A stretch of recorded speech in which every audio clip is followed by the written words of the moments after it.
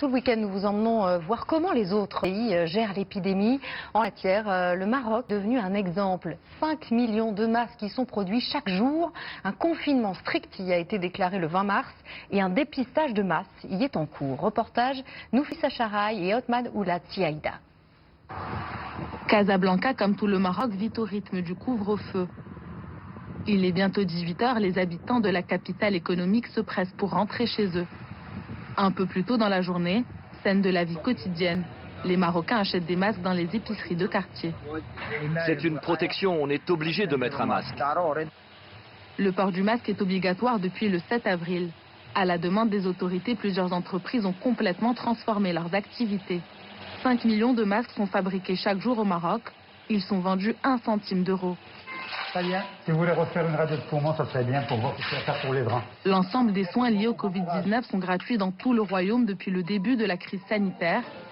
L'afflux des malades a obligé les hôpitaux et les cliniques à se réorganiser. Là, on rentre dans une unité d'hospitalisation pour les patients Covid qui n'ont pas de signe de gravité. Et une fois ils sont guéris cliniquement, ils peuvent soit rester ici jusqu'à la guérison biologique ou passer dans une structure tampon dans un hôtel.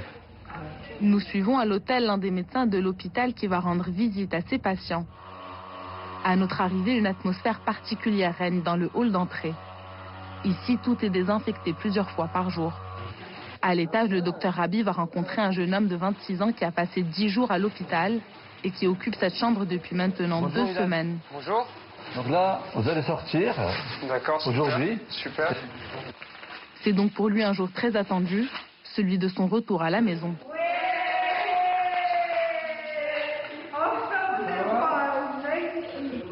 Le confinement à l'hôtel est aussi un moyen de rendre l'isolement des patients moins difficile à vivre. Une transition avant de partir chez eux et aussi bien de faire un accompagnement aussi bien médical que psychologique et psychiatrique. Donc il y a des patients qui vraiment stressés, sont pas habitués, nous-mêmes dans le confinement ne sont pas habitués à rester confinés.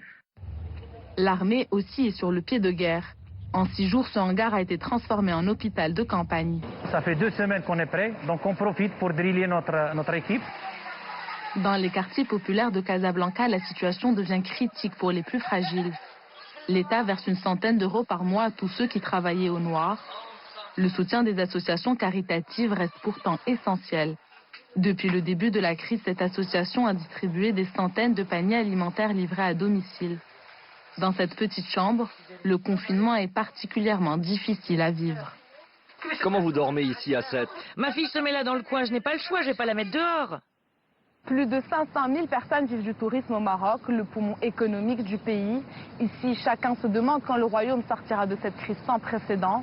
Personne ne parle encore de déconfinement et les frontières sont fermées jusqu'à nouvel ordre. Les Marocains redoutent un été sans touristes.